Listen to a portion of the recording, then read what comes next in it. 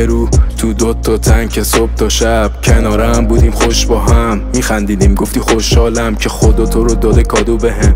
خیلی وقت دلم پاتوقته منم فکر کردم راست میگه محاله به کسی جامو بده.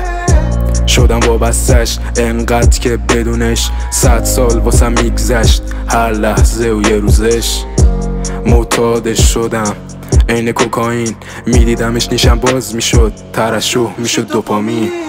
رفتی از دلم گفتی مجبورم قلب تو پس بدم تو داشتی میرفتی میریخت اشک من بیبی این نبود حق من.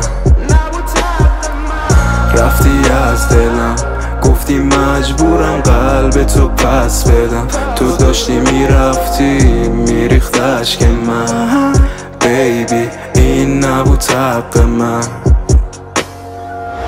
سرکی به پرسی دارم میگه رد دادم به طور شدم من که نفهمیدم چطور زندگی کنم نگم کن میکنم نبود حقم بشم چطور مست نتونم جوابشونو بدم وقتی میپرسن که چطورم.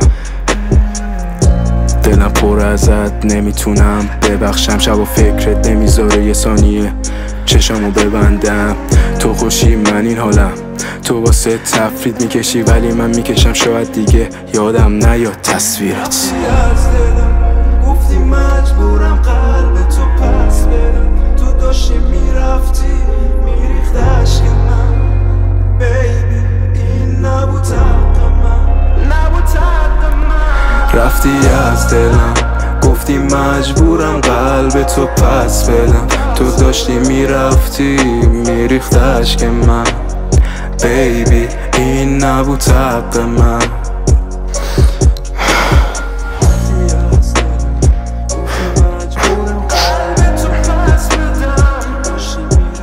تو داشتی میرفتی میریخت اشک من بیبی این نبود حق من.